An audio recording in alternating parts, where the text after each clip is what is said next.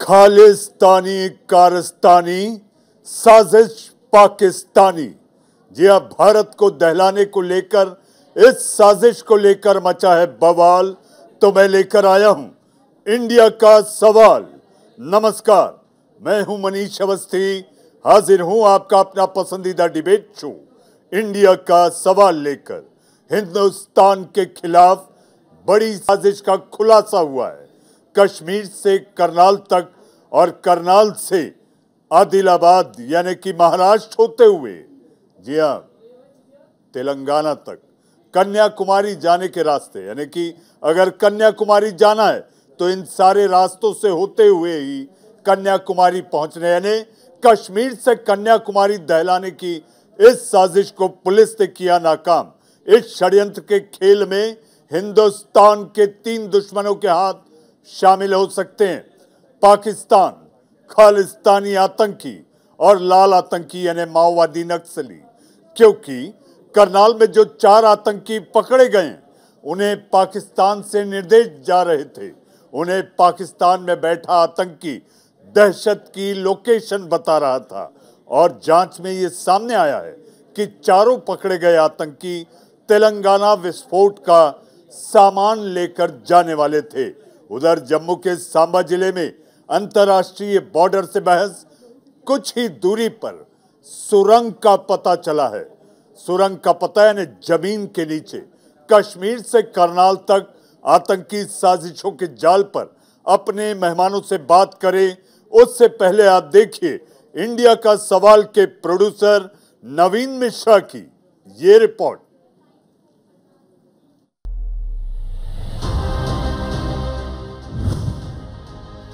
कश्मीर से करनाल तक पाकिस्तानी साजिश। सांबा में सुरंग वाली साजिश बेनकाब। करनाल में बब्बर खालसा के आतंकी गिरफ्तार। बब्बर खालसा आतंकियों का प्लान तेलंगाना। कश्मीर टू कन्याकुमारी तक दहशत का धमाका।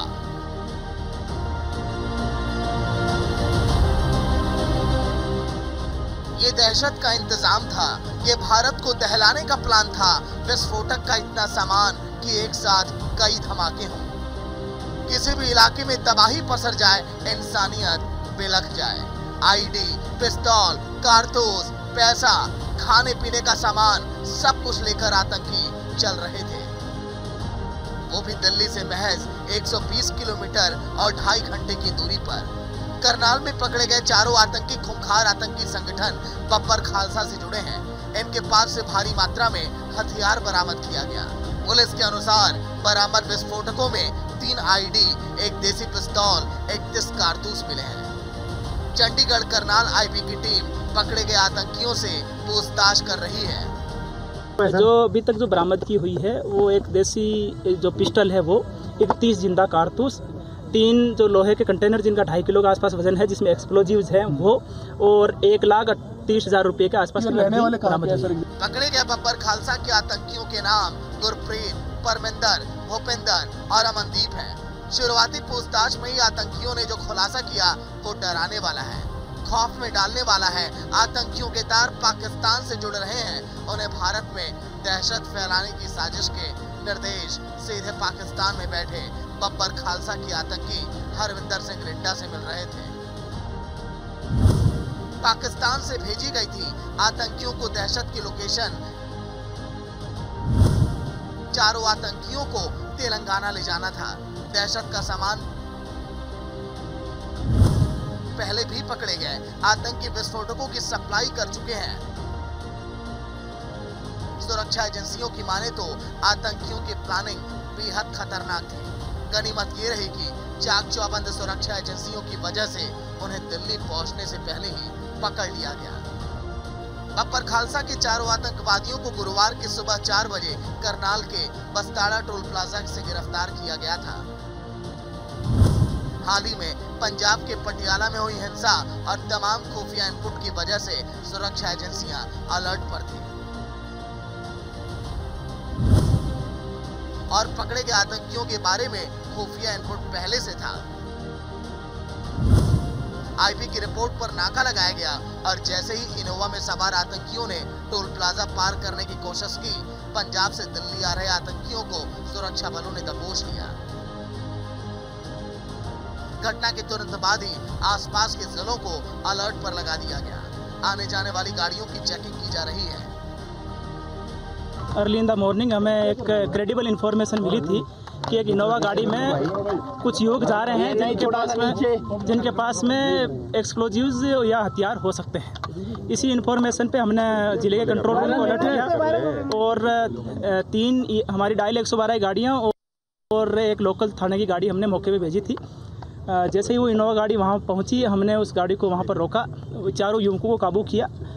युवकों ने पूछताछ पे अपना नाम गुरप्रीत, अमनदीप, परमिंदर और भूपेंद्र बताया। ये चारों ही पंजाब के रहने वाले हैं। 3 जो युवक हैं वो फिरोजपुर जिले से और एक लुधियाना जिले से है। अब तक की जांच में इस पूरी साजिश में पाकिस्तान लिंक की बात भी सामने आ रही है। सूत्रों के मुताबिक पकड़े गए बब्बर खालसा के आतंकियों को पाकिस्तान से ड्रोन के जरिए हथियारों की सप्लाई की गई थी। उनके कब्जे से गोला बारूद के कंटेनर भी पकड़े गए। बम डिस्पोजल स्क्वाड की टीम मौके पर मिले विस्फोटकों को निष्क्रिय की। तो जो युवकों से भी हमने पूछताछ करी है, उसके अनुसार जो हरविंदर सिंह रिंदा जो कि पाकिस्तान बेस्ड है, उसने ड्रोन के जरिए फिरोजपुर ज़िले में इनकी सप्लाई करी थी और उसके बाद में पहले भी कंसाइनमेंट एक बार उसके पास में आ चुका है। ये कंसाइनमेंट जो है वो उसे लेकर के फिरोजपुर से लेकर के वहाँ जा रहे थे नांदेड़ के पास में। इसकी सूचना मिलने पर आज हमने इनको रोका था और इनको भी पकड़ के लाए हैं। करनाल में बब्बर खालसा के आतंकी पकड़े गए तो वहीं जम्मू कश्मीर के सांबा में सीमा सुरक्षा की 48 बटालियन की सीमा चौकी पर फकीरा के क्षेत्र में एक पाकिस्तान की सुरंग वाली साजिश का भंडाफोड़ हुआ। ये सुरंग अंतर्राष्ट्रीय सीमा से सिर्फ 150 मीटर की दूरी पर है। यह पाकिस्तानी पोस्ट चमन खुर्द से भी सिर्फ 900 मीटर की दूरी पर है। इसका पता तब चला जब बीएसएफ की ओर से विशेष चेकिंग अभियान चलाया गया। हमारी जो एक्सरसाइज चल रही थी टनल डिटेक्शन की, उसमें करीब कल शाम को 4 बजे 5:30 बजे के आसपास में हमारी जो टीम है उसने डिटेक्ट किया एक टनल की शकिया जगह। उसको और सर्च किया गया और थोड़ा खोदा गया तो वहाँ एक ओपनिंग मिली है और उसके अंदर जिस प्रकार से पहले भी इस इलाके में टनल मिली है तो वैसे ही जो सैंड बैग से सपोर्ट करके उसका मुंह बंद किया जाता है, वो लगभग हरे रंग के सैंड बैग उसमें मिले हैं। सीमा पार से आए दिन आतंकी भारत में घुसपैठ की कोशिश करते रहते हैं। इसके लिए वो कई बार सुरंगों का सहारा लेते हैं। इससे पहले भी कई बार बीएसएफ ने जम्मू के अलग अलग इलाकों में पाकिस्तानी सुरंगें खोजी हैं, क्योंकि आतंकी अगर जमीन के रास्ते बॉर्डर पार करते हैं तो उन्हें मुस्तैद भारतीय जवानों का सामना करना पड़ता है और उनकी गोली का निशाना बनते हैं। ऐसे में एलओसी पर सख्ती के बाद पाकिस्तान की आतंकियों को धकेलने के लिए अंतर्राष्ट्रीय सीमा पर सुरंगे साजिश का सहारा लिया गया है। जम्मू से ज्योति पसनंदा के साथ, करनाल से नमित त्यागी, सत्येंद्र कुमार की रिपोर्ट। जी हाँ, सांबा सेक्टर में मिली ये सुरंग को लेकर पुलिस जांच कर रही है, बीएसएफ जांच कर रही है। शोले फिल्म का एक डायलॉग है, अगर सुरंग को देखे तो याद आता है अरे ओ सांबा कितने आदमी थे। आदमियों की जांच चल रही है। आइए बढ़ते हैं अपनी खबर की ओर। इस वक्त की बड़ी खबर करनाल से चारों आरोपियों को पुलिस रिमांड, जी हां 10 दिन की पुलिस रिमांड में भेजे गए चारों आरोपी जो कि पूरे असलाह की एक खेप लेकर महाराष्ट्र की ओर बढ़ रहे थे। हरियाणा पुलिस ने उनकी साजिश को नाकाम किया। चारों को 10 दिन की पुलिस रिमांड पर भेज दिया गया। इस वक्त की बड़ी खबर कथित खालिस्तानी आतंकी चारों युवाओं को। इस ताजा खबर पर हमारे संवाददाता नमित त्यागी करनाल से हमारे साथ मौजूद हैं। नमित, इस वक्त की बड़ी खबर, चारों को 10 दिन के लिए सलाखों के पीछे यानी कि पुलिस रिमांड पर भेज दिया गया है। पुलिस के साथ साथ कई खुफिया एजेंसी भी इनसे पूछताछ करना चाहेंगी। नमित,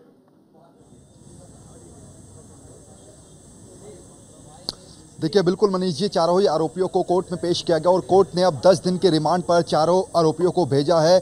फिलहाल इस वक्त मैं मधुबन पुलिस स्टेशन के बाहर हूँ। सबसे पहले मैं आपको उस वैन को दिखाना चाहूँगा जो इनोवा गाड़ी है, जिस गाड़ी के अंदर इन चारों आतंकवादियों को जो पकड़ा गया था। फिलहाल उस गाड़ी की पूरी तरीके से जांच पड़ताल की जा रही है कि आखिर क्या इसके अंदर और कोई विस्फोटक पदार्थ तो नहीं है। इससे पहले कुछ देर पहले ही यहाँ पर जो करनाल के एसपी हैं वो भी यहाँ पर मौके पर पहुंचे थे और गाड़ी की फिर से जाँच पड़ताल की जा रही है। हालांकि सुबह जब गाड़ी पकड़ी गई थी तो उसके अंदर से आप देखिए, मैं अपने कैमरामैन से कहूंगा कि वो तस्वीरें दिखाइए। रेत के कट्टों के बीच में जो आईईडी है वो यहां पर मिले थे। इस गाड़ी के अंदर से 3 आईईडी, एक देसी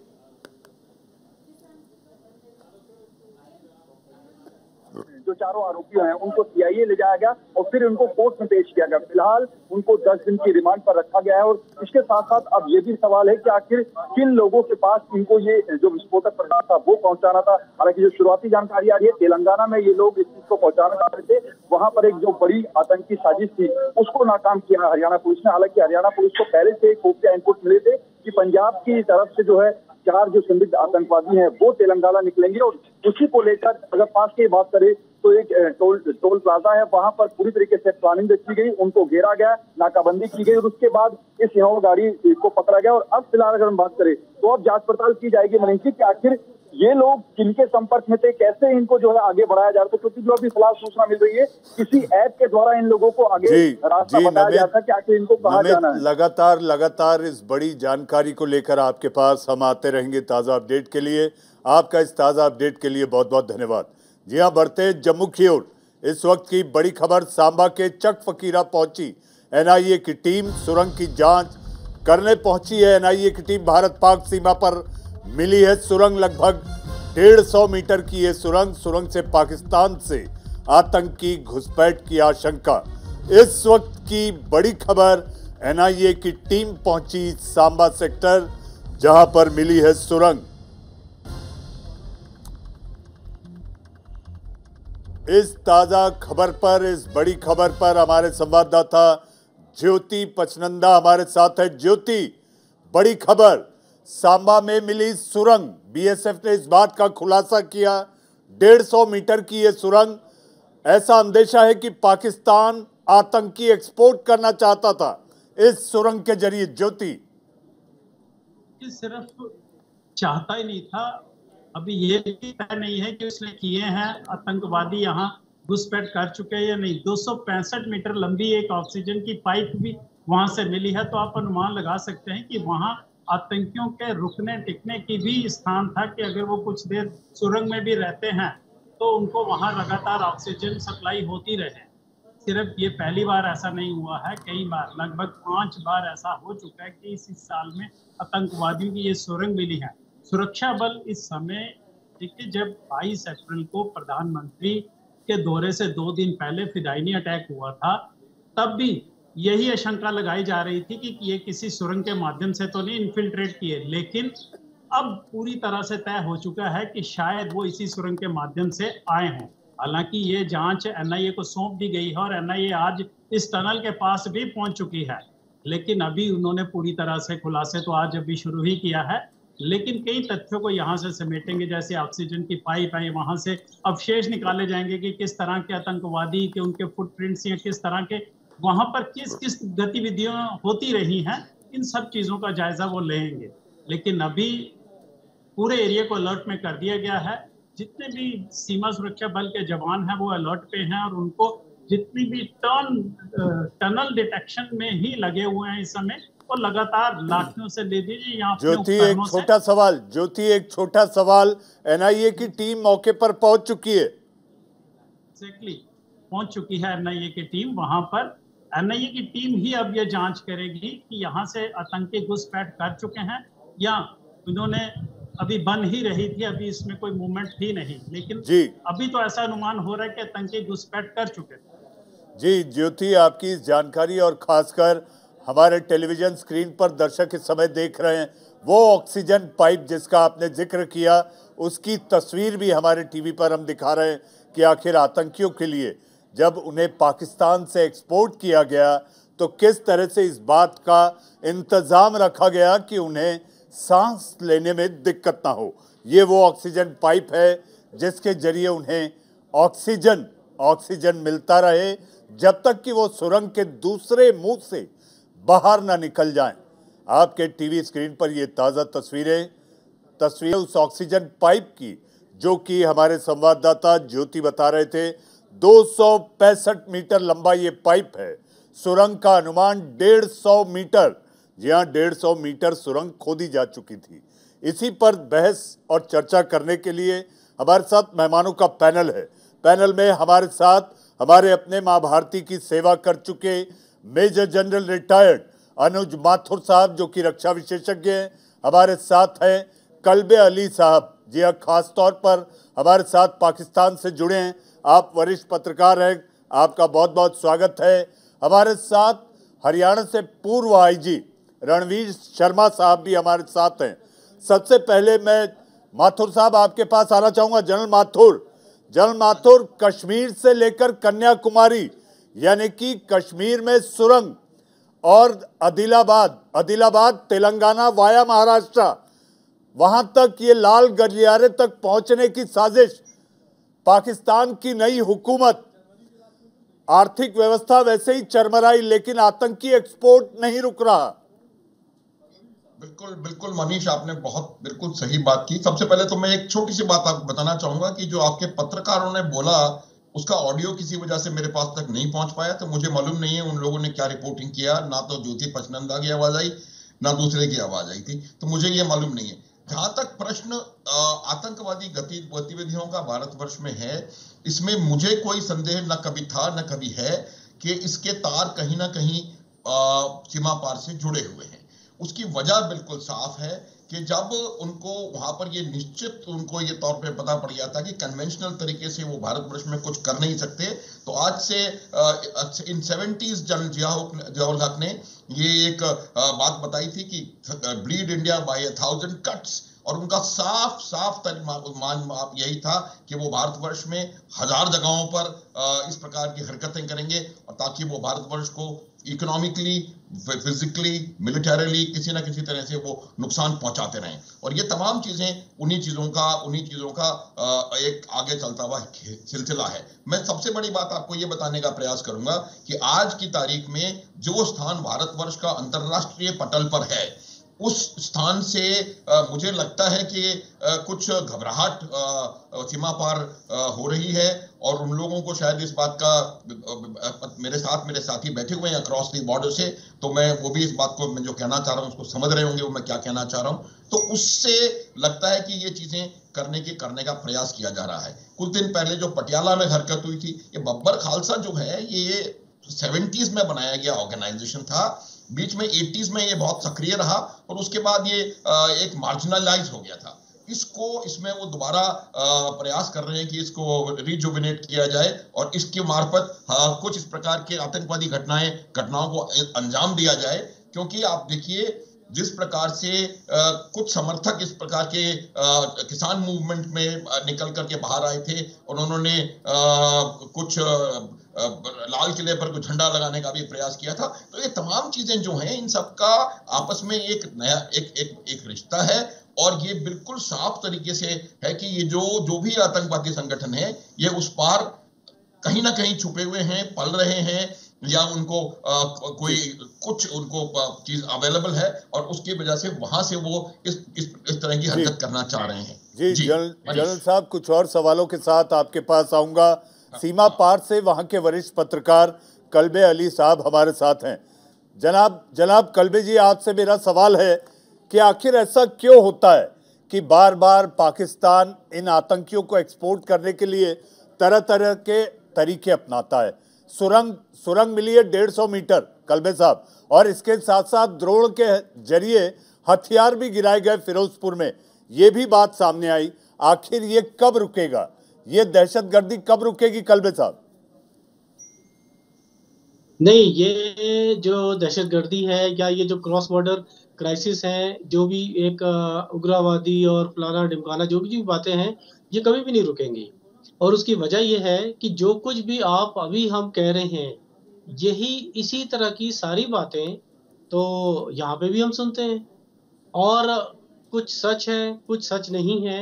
मतलब बिल्कुल मैं I am being a neutral, I am not a spokesman of the government of Pakistan, neither I am the spokesman of I the army, appreciate और दैट, ना ही आई अप्रिशिएट दैट कलबे साहब। सो दूसरी बात है कि मतलब ये कि जिस तरह we believe in freedom of expression, जो हम बहुत बड़े उसके क्या कहते हैं फ्लैग बेरर समझते हैं अपने आप को, हमसे मतलब मैं हम लोग भी। और तो बात ये है कि जो कुछ भी बातें आप कह रहे हैं, अगर आप फेसेस चेंज कर दें तो यही रेटरिक, यही बातें पाकिस्तान में भी बताई जा रही हैं।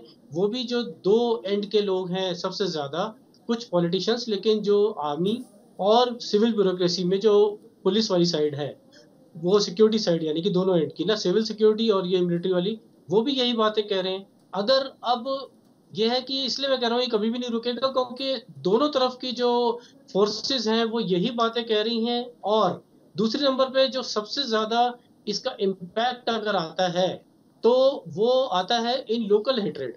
जो कुछ पॉलिटिकल पार्टीज, पॉलिटिकल ग्रुप, जैसे यहाँ पे भी जब भी कभी हम बहुत ज्यादा एक हाइप थी अब जो कि खत्म हो गई है, कश्मीर जिहाद वाली जो ऑफिशियल पॉलिसी थी हमारी, फिर इवेंचुअली 2002 में भी हमारे मतलब वी से मुराद है जो पॉलिसी मेकर्स हैं, उन्होंने they decided to get away with it. उससे पहले जितना भी उसका रिएक्शन आता था वो लोकल हिंदूज पे आता था या उन लोगों पे आता था जो लिबरल टाइप हैं, जो those who were opposed to this that Kashmir policy.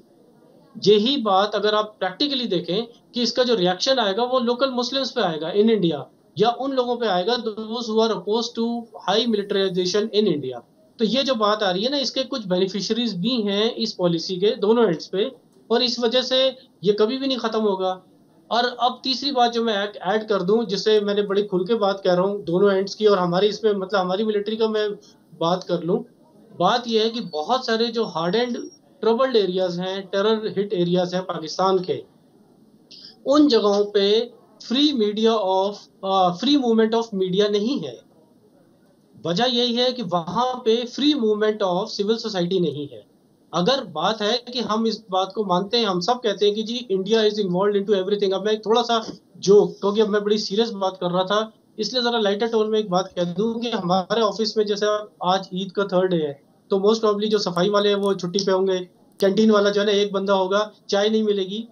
तो हम अमूमन मजाक में यही कहते हैं कि चुटकुले में कि अरे लगता है ये इंडिया वाले साजिश कर रहे हैं यहाँ पे भी कि हमें चाय नहीं पीने दे रहे। तो द पॉइंट इज कि इंडिया वाले क्या कर रहे हैं इज नॉट द पॉइंट।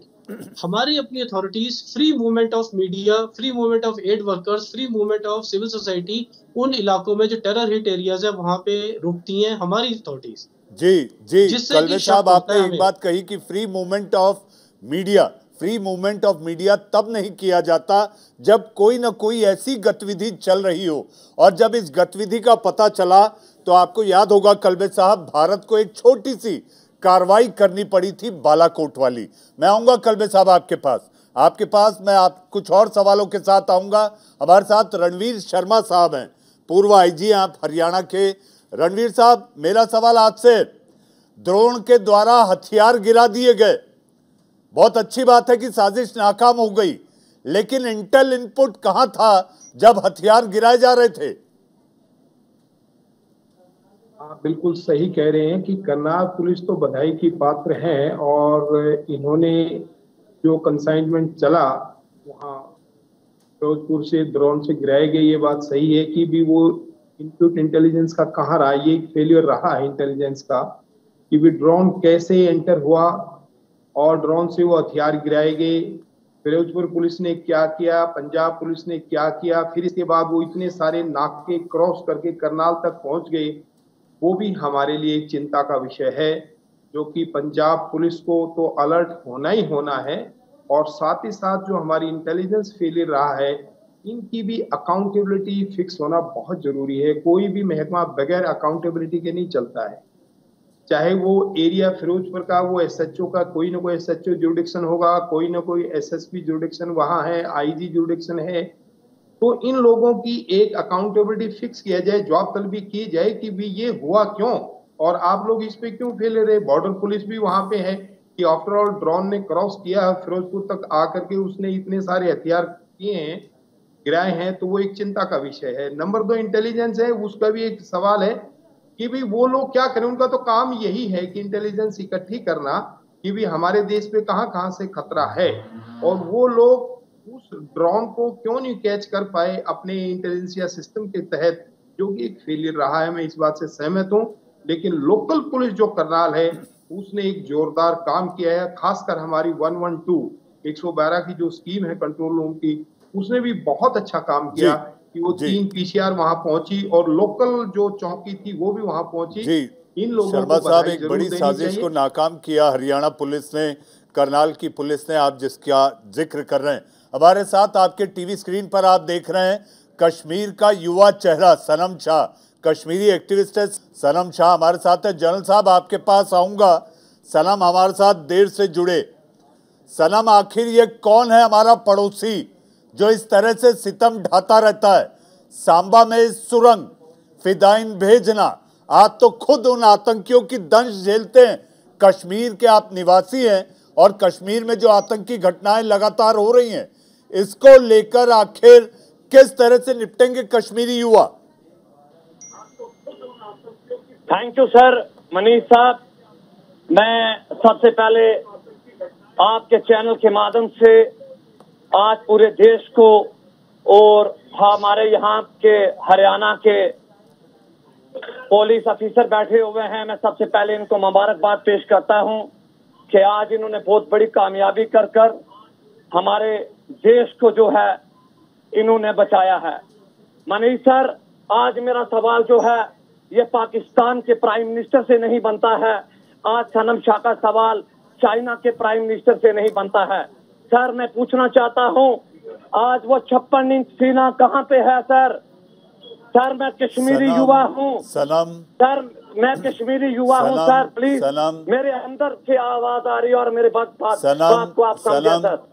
न छेड़ो हमें, हम सताए हुए हैं, बहुत जख्म सीने पे खाए हुए। सनम, बात हो रही है कि हमारा पड़ोसी पाकिस्तान नापाक हरकत करने से बाज नहीं आता और आप खुद कश्मीर में रहते हैं। मुझे इस बात की जानकारी है कि आप कश्मीरियों के हक की बात करते हैं। हमारी चिंता यह है कि आखिर सुरंग खोदी कैसे? इतनी लंबी सुरंग, 150 मीटर, 250 मीटर का ऑक्सीजन पाइप, ये हमारी तरफ से तो नहीं आया सुरंग? बिल्कुल सर, मैं आपकी बात से मुत्फिक हूँ, बट ये मैं कहना चाहता हूँ सर, पुंछ से लेकर कन्याकुमारी तक बॉर्डर है। हमारी एजेंसी फोर्सेस कहती हैं, देश के प्रधानमंत्री कहते हैं कि चिड़ी पर नहीं मार सकती है। सर, मैं पूछ सकता हूँ, ये आतंकवादी कैसे आ रहे हैं? ये ड्रोन कैसे आ रहे हैं? आज ये सुरंग निकली है, ये सुरंग निकालने वाले कौन लोग हैं? सर, पाकिस्तान के साथ अगर बातचीत से मसला हल नहीं होता, हम तंग आ चुके हैं सर।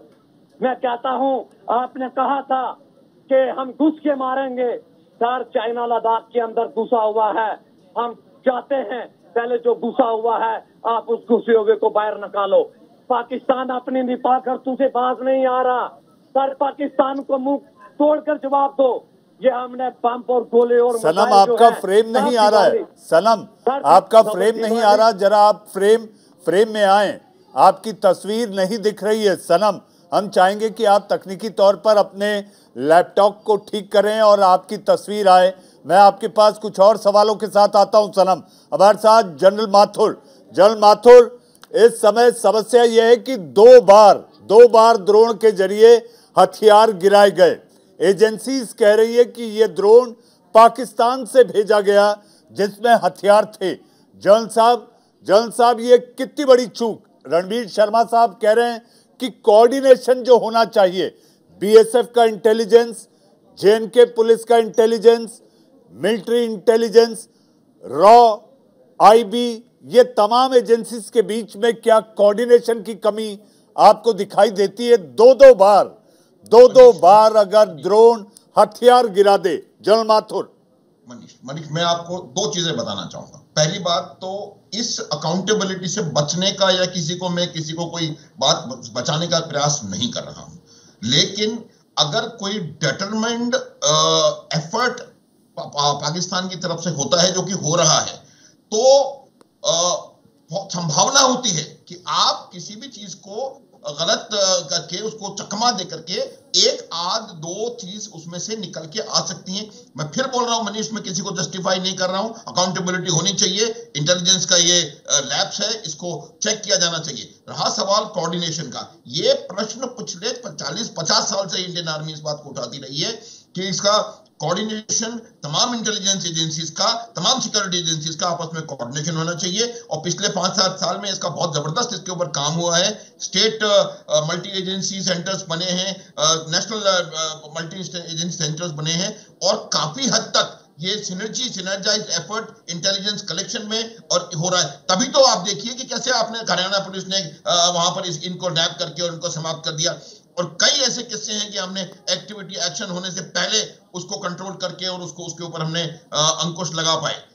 मनीष, मैं थोड़ा सा जल्दी में हूं, मेरे को जाना है, इसलिए मैं जाते जाते 2 मिनट और आपको बताऊंगा कि ये इस पर लगातार एफर्ट्स चल रहे हैं, लेकिन फिर भी जरूरत है कि हमको एक combined joint unified command control structure की आवश्यकता है और एक यूनिफाइड इंटेलिजेंस एजेंसीज की इंटेलिजेंस की कोऑर्डिनेशन की और सिनर्जाइज्ड एफर्ट की आवश्यकता है, जो कि मैं आपको बताना चाहता हूं कि हो रहा है।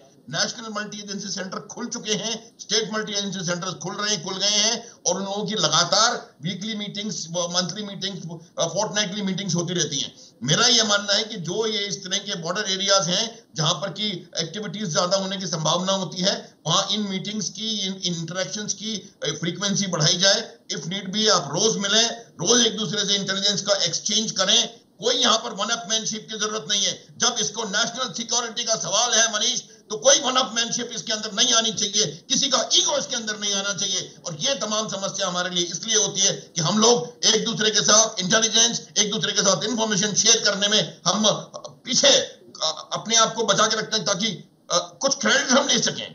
ये नेशनल सिक्योरिटी के टाइम पर इस प्रकार की चीजें करना एक बहुत गलत तरीका है। और मैं ये मानता हूं कि जब तक आप एक यूनिफाइड इंटेलिजेंस इंफ्रास्ट्रक्चर नहीं क्रिएट करेंगे, एक सिनर्जाइज्ड एफर्ट इंटेलिजेंस कलेक्शन में और उसके ऊपर एक्ट करने में नहीं करेंगे, तो इस प्रकार की छुटपुट हरकतें होती रहेंगी। लेकिन मनीष, मैं आपको बताना चाहता हूं कि बहुत ज्यादा इसमें हम लोगों ने रास्ता तय कर लिया है, और कुछ समय में हम इसको कंटिन्यूअसली हम इसको स्मूदन आउट और वो करते चले जा रहे हैं। एक बात मैं जाते जाते एक जवाब उनको देना चाहता हूं जो कह रहे हैं कि हम ये बात करते हैं पाकिस्तान में और यहाँ वो बात करते हैं, चाय भी नहीं पीने दिए। उसका मैं बताना चाहता हूं कि भारत का कोई भी राष्ट्र अध्यक्ष ये नहीं कहता कि हम पाकिस्तान में बलवा करवाएंगे। भारत के किसी भी प्रेसिडेंट, प्राइम मिनिस्टर ने आज तक ये नहीं कहा कि हम पाकिस्तान में दंगे करवाएंगे। ये जियाउल हक प्रेसिडेंट ऑफ पाकिस्तान का रिटर्न स्टेटमेंट है कि ब्लीड इंडिया बाय 1000 कट्स। कोई जवाब है किसी के पास इसका? बात ये करने की जरूरत नहीं है, कौन क्या कर रहा है सारी दुनिया देख रही है। हिंदुस्तान आज दुनिया में कहां है, पाकिस्तान कहां है, किसी को बताने की जरूरत नहीं है, किसी को बताने की जरूरत नहीं है। और अभी दोनों के देश और रीजन के और दोनों देशों के हित में सिर्फ एक चीज है कि हम इन तमाम चीजों को छोड़ें और cut by 1000, bleed by 1000 cuts को एक तरफ दरकिनार करें, मिलकर काम करें।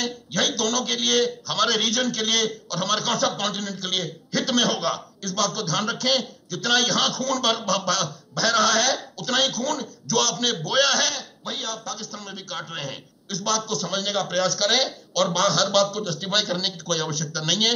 जो जिसका जहां से हाथ है वो नजर आ रहा है साफ, आप इसको देख सकते हैं। Manish, I will take back your leave, I have to catch जी। जनरल साहब, एक छोटा सवाल, जनरल साहब एक छोटा सवाल जो आपके जवाब में मुझे छोटा सा सवाल, मेरे मन की एक उत्सुकता है। आतंक के खिलाफ भारत की जो जंग चल रही है उसमें सूचना का बड़ा रोल होता है, सूचना की अहम भूमिका होती है, उसके आधार पर ऑपरेशन तय होते हैं। तो आप जो जिस चीज को बल दे रहे हैं, जिस चीज पर आप फोकस कर रहे हैं, वो यही कि इंफॉर्मेशन शेयरिंग डेली बेसिस पे होनी चाहिए। जनरल माथुर, बिल्कुल यही मैं कह रहा हूं कि इंफॉर्मेशन शेयरिंग होनी चाहिए, हमको एक दूसरे के साथ आना चाहिए। और इस बात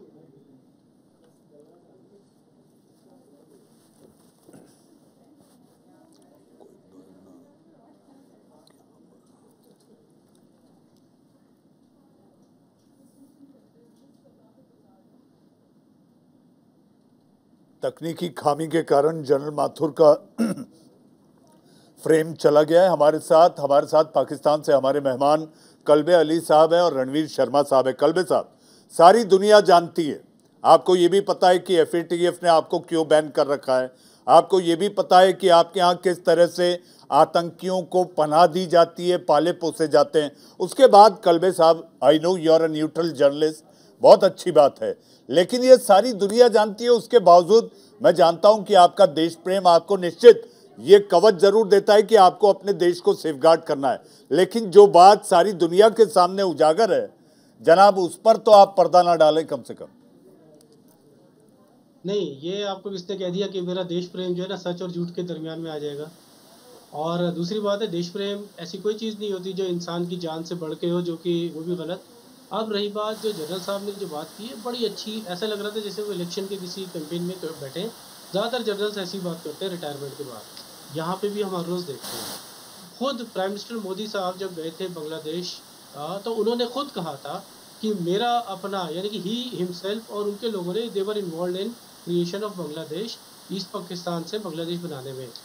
दैट इज़ राइट, वो उनका राइट है कहने का, और यकीनन उसमें इंडियन आर्मी भी इन्वॉल्व थी और मुक्ति बाहिनी को सपोर्ट भी थी इसमें। अब ये पुरानी बात है, ज़ियाउल हक तो उसके बाद आया था, उससे पहले की बात है ना ये तो ये मैंने कहा ना कि ज़्यादातर जो फ़ौज के लोग हैं वो रिटायरमेंट के बाद बड़ी अच्छी अच्छी बातें करते हैं। हम यहाँ कहते हैं वो मस्जिदें संभाल लेते हैं, मस्जिद कमेटीज़ में आ जाते हैं रिटायरमेंट के बाद, तो वो ऐसी ही बात इन्होंने भी पूरी तकरीर कर दी। दूसरी बात, मैं एक और चैलेंज कर देता हूँ सबको, जनरल साहब की स्टेटमेंट को। 81 के करीब में, 1981 में ये सिख पॉलिसी आई थी जिसको कि आप कहें पाकिस्तान से आई थी। 1987 में कश्मीर पॉलिसी आई थी, जिसको दोनों ही आतंकवादी हम कह सकते हैं, ठीक है, ये 87 में आई थी। और अब इन्होंने बड़ी अच्छी बात बताई कि 4-5 साल पहले एक नेशनल इंटीग्रेटेड कोई इंटेल शेयरिंग कोई ग्रुप बन रहा है। तो यानी इतने साल से क्या सो रहे थे सारे अथॉरिटीज? मतलब मैं अगेन नॉट डिफेंडिंग आतंकवाद, पॉइंट इज कि जिसका काम है रोकना, वो क्या कर रहा था। एंड दिस ऑल्सो अप्लाइज, जैसे मैंने अभी पहले कहा, for Pakistan also.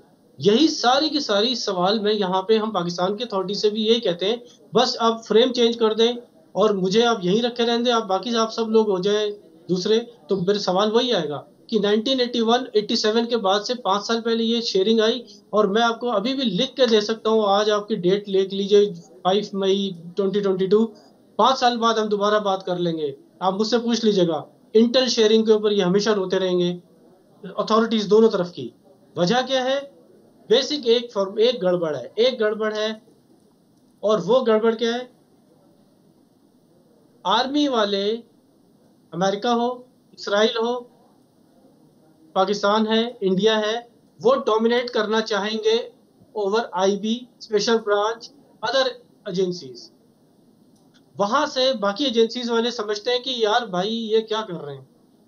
I mean, अल्फाज मेरे हैं कल्बे साहब, इसीलिए कभी नहीं बनेगी। कल्बे साहब, मुद्दा संवेदनशील है, लेकिन हमारे पास हर साल सैकड़ों पाकिस्तानी युवा सीमा पार कश्मीर में पकड़े जाते हैं, तो ये कहां से आ रहे हैं, कौन भेज रहा है, क्यों आ रहे हैं? ये जो आपकी बात, ये तो मैंने आपको बताया ना कि बात ये है कि कश्मीर का एक जो केस है उसको अगर आप टोटली डिसक्रेडिट या वो नहीं कर सकते, इग्नोर, क्योंकि इंडिया इटसेल्फ वेंट टू 1948 में टू द UN कि कश्मीर के ऊपर प्लेबिसाइड होना चाहिए, इंडिया की डिमांड थी। उसके बाद से अभी हम कहते हैं इंडियन ऑक्यूपाइड कश्मीर, पाकिस्तान में, इंडिया में कहा जाता है Pakistani occupied Kashmir, which means दोनों एंड्स पे the Kashmir is been occupied. इसको तो आप माने ना कि पाकिस्तानी ऑक्यूपाइड कश्मीर का मतलब ये है कि there is a part of Kashmir which has been occupied by Pakistan, हम उसको यहाँ से ले लें। इसका सॉल्यूशन तो अगर इंडिया ने निकालना है, इतिहास में जाएंगे कल्बे साहब, तो धारा 370 पर बात पहुंच जाएगी, और आज वो मेरा मुद्दा नहीं। हमारे साथ विशेष मेहमान कर्नल JS सोडी रिटायर्ड भी हमारे साथ जुड़ चुके हैं। शर्मा साहब, मैं आपके पास आना चाहूंगा, रणवीर शर्मा साहब, ये लाल गलियारा यानी कि रेड कॉरिडोर, अगर आदिलाबाद की बात करें और जो नक्शा कहता है वो रेड कॉरिडोर का हिस्सा है, जहां पर ये हथियार छोड़े जाने थे, जैसे कि जांच में अभी तक सामने आया है। तो आपको लगता है कि नक्सलिज्म, टेररिज्म, ये दोनों मिलके जो हमारे देश को सताता रहा है, वो इज्म फिर एक बार अपना फन बाहर निकाल रहा है? हाँ, ये बात हो सकती है, लेकिन जब तक इन्वेस्टिगेशन पूरी नहीं हो जाती तब तक तो हम किसी चीज को कंफर्म नहीं कर सकते। अभी 10 दिन का रिमांड लोकल पुलिस को मिला है करनाल की, तो उनसे उम्मीद करेंगे कि वो बहुत सारे राज उनसे उगलवाएंगे और देश के सामने वो जरूर रखेंगे, सोशल मीडिया के सामने। उसका तो हमें थोड़ा सा इंतजार करना पड़ेगा। लेकिन मैं एक चीज बीच में आपके साथ जरूर जोड़ना चाहता हूं कि देखो, हम खुद उस बॉर्डर पुलिस पे रहे हैं और मैंने वहां सर्विस भी की है, लोकल पुलिस में भी सर्विस की है। तो हमारा जो अनुभव है वो ये कहता है, जो लोकल एसएचओ और एसपी का दायरा है और जुरिडिक्शन है और जो पावर है वहां की इन्वेस्टिगेशन की, वो बहुत मजबूत कड़ियां हैं।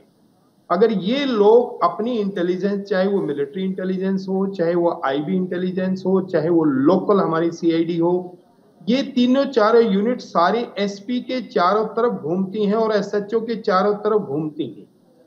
अगर ये लोग थोड़ा सा एक्टिव होकर के काम करें और जवाबदेही और जिम्मेवारी के साथ काम करें, तो ऐसी हरकतों को बॉर्डर पे आराम से पकड़ा जा सकता है। हमने खुद ये काम किए हैं।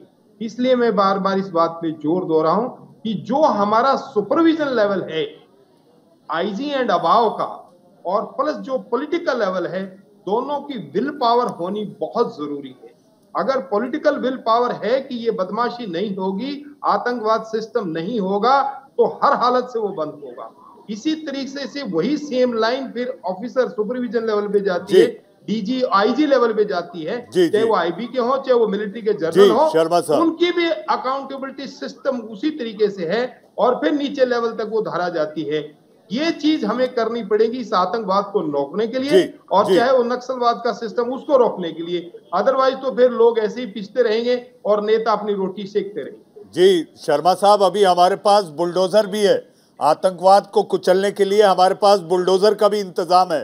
सनम, आपके पास आऊंगा। Colonel J S. Sodhi, colonel Sodhi, आपने सुना कल्बे अली साहब कहते हैं कि जो टेरर कैंप्स है वो हमारे यहाँ नहीं है। यही बातें उनके मुल्क में कही जाती हैं कि भारत से चीजें एक्सपोर्ट हो रही है पाकिस्तान। हास्यास्पद लगता है ये। जय हिंद मनीष जी, मेरा सौभाग्य है कि मैं आपके न्यूज चैनल में हूं। 1965 में पाकिस्तान के जो विदेश मंत्री थे जुल्फिकर अली भुट्टो, जो बाद में जाके प्रधानमंत्री बने पाकिस्तान के, 1965 में जुल्फिकर अली भुट्टो ने संयुक्त राष्ट्र सिक्योरिटी काउंसिल में एक स्पीच दी और कहा कि पाकिस्तान भारत के साथ 1000 साल की जंग लड़ेगा। 1978 में जब जनरल जियाउल हक पाकिस्तान के राष्ट्रपति बने, तो उन्होंने जुल्फिकर अली भुट्टो की इस वाकया को एक कदम आगे लेके गए और उन्होंने कहा कि हम भारत को 1000 कट्स के साथ ब्लीड करेंगे। आज हम जो देख रहे हैं, चाहे वो सांबा डिस्ट्रिक्ट में सुरंग निकली है, चाहे 4 आतंकवादी करनाल में अरेस्ट हुए हैं हरियाणा पुलिस से, या चाहे ये जो रेड कॉरिडोर की बात अभी आपने बहुत अच्छी तरह की, ये सब पाकिस्तान की स्टेट पॉलिसी के तहत चल रहा है, जहां पे उन्हें पता है कि कन्वेंशनल लड़ाई वो भारत के साथ अब नहीं लड़ सकते, क्योंकि ना उनके पास वो आर्थिक ताकत है और ना उनके पास वो सैनिक ताकत है। तो लेकिन उन्होंने भारत को ब्लीड तो करना है 1000 कट से, जैसे स्टेट पॉलिसी रही है। तो इसके लिए वो ये आतंकवाद को ये स्पॉन्सर करते हैं, आतंकवाद को पैसा देते हैं, गुमराह लोगों को ये छोटे छोटे रकम देके उनसे इतने खराब ये एक्ट्स कराते हैं जो कि भारत के नेशन के अगेंस्ट होते हैं। तो ये पूरा जो ये हम देख रहे हैं, ये सिर्फ पाकिस्तान करा रही है। जहां तक करबे अली साहब ने बोला कि भारत ये करा रहा है पाकिस्तान में, मैं आपको आश्वासन दे सकता हूं, भारत की ना ये स्टेट पॉलिसी रही है ना कभी रहेगी। भारत एक शांति प्रिय मुल्क है और हम ये देख सकते हैं कि भारत की जो छवि आज अंतरराष्ट्रीय स्तर पे है वो एक सुपर पावर से कम नहीं है। हम ऑफिशियली सुपर पावर बेशक ना घोषित किए हों। कर्नल सोडी, भारत शांति का पैरोकार रहा है और हमारे प्रधानमंत्री अभी 3 दिवसीय दौरे पर जर्मनी, डेनमार्क और फ्रांस गए। रूस यूक्रेन के बीच चल रही जंग को लेकर भारत का क्या स्टैंड है? युद्ध विराम कैसे हो? ये जो युद्ध का पथ है, ये शांति पथ पर कैसे आगे बढ़े? ये हमारे भारत के प्रधानमंत्री ने हर एक मुल्क के बड़े राष्ट्राध्यक्ष जिससे मुलाकात हुई सबसे यही बात दोहराई। कर्नल सोडी।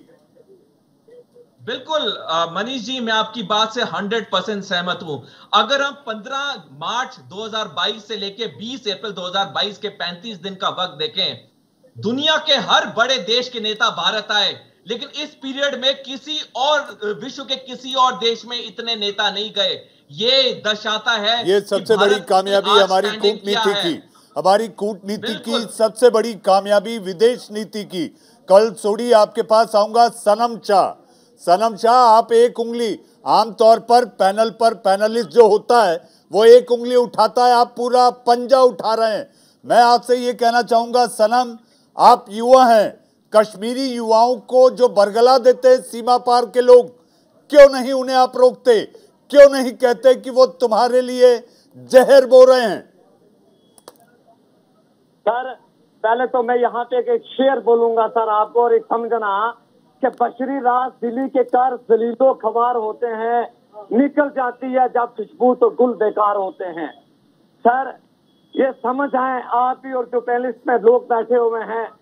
सर हम मानते हैं कि पाकिस्तान के साथ हमारे ताल्लुकात अच्छे नहीं हैं, बट सर मेरा सवाल जो है वो आज देश के प्रधानमंत्री जी से बनता है कि आपने कहा था छप्पन इंच सीना, आज मैं कहता हूँ ये जो बम और गोले बना के रखे हैं ये दिवाली के लिए रखे हैं।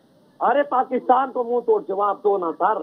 चाइना 38,000 स्केल फीट लद्दाख के अंदर घुसा है, वो कहता है मैं अपनी फौजें कश्मीर में लाऊंगा। पाकिस्तान अपनी शैतानी हरकतों से बाज नहीं आ रहा। सर मैं ये पूछना चाहता हूँ ना, अगर ये बातचीत से मसला नहीं हल होगा, गोली वहां से आए या गोली यहाँ से आए, सर मर कौन रहा है? मार रहा हिंदुस्तानी है सर। सर यहाँ पे जम्मू कश्मीर में सनम शाह जैसे नौजवानों की लाशों के ऊपर इक़्तिदार के महल बन रहे हैं। सर यहाँ पे कत्लो गार्दी हो रही है। सर हम किससे पूछें? सर हम किससे सवाल करें? अपनी अंतरात्मा से सनम, अपनी अंतरात्मा से पूछो, जो वहां पर युवा हैं वो क्यों पाकिस्तान की बात करते हैं? सर जब यहाँ के युवाओं को रोजगार नहीं है, कहाँ पे यहाँ पे युवा IPS बन के निकले हैं? सर यहाँ के युवा, जम्मू कश्मीर के युवा आज IPL में अपना नाम रोशन कर रहे हैं। जम्मू कश्मीर के कितने युवा हैं जिन्होंने देश का नाम रोशन किया है? सर आप उन युवाओं को भी डिस्कस किया करो सर। एक या दो कोई खराब निकल जाते हैं, आप पूरे कश्मीर को बदनाम नहीं कर सकते सर। सर आज अगर सुरंग निकली है, ये कुछ राज हमारे भी हैं। सर मैं ये जो सिंह साहब कह रहे थे कि जब 1965 में ये हुआ है, सर जब जैसे हमारे देश में जिनको राष्ट्रपति मेडल दिया होता है, DSP दलविंदर सिंह जैसे गद्दार जो 4 आतंकवादियों को बिठाकर दिल्ली ले जाते हैं, जब तक ऐसे गद्दार आज भी सामने नहीं आएंगे तब तक हमारा कुछ नहीं होने वाला सर। सर हमने खत्म करना है उन गद्दारों को जिनको तुमने राष्ट्रपति मेडल दिए हुए थे, जो 4 आतंकवादी उनके खिलाफ कार्रवाई हो गई सलाम, कार्रवाई हो गई और सख्त कार्रवाई हुई है। ऐसे जो भी गद्दार सिस्टम में बैठे होंगे उनको कुचलने का इंतजाम भारत का आईन देता है। भारत का संविधान इतनी ताकत देता है कि ऐसे गद्दारों को उनकी जगह दिखाई जाए। सनम आपके पास आएंगे कर्नल सोडी। वो आज भी बेल पे बाहर है सर। कर्नल सोडी आप सनम को सुन रहे थे। कश्मीरी युवाओं को लेकर एक जो कॉन्फिडेंस बिल्डिंग, जो CBM मेजर होना चाहिए, वो ज्यादा जरूरी है इस समय। बिल्कुल मनीष जी, मैं सनम जी की इस बात का जवाब देना चाहूंगा। उन्होंने कहा कि वहां का अगर जो युवा है उसके पास नौकरी नहीं है इसलिए वो ये आतंकवादियों में गतिविधियों में हिस्सा ले रहा है। ये गलत बात है, क्योंकि सबसे बड़ा देश प्रेम होता है, सबसे बड़ा देश प्रेम होता है। हमें चाहे रोटी 2 कम मिले, लेकिन हम अपने देश के साथ गद्दारी नहीं कर सकते।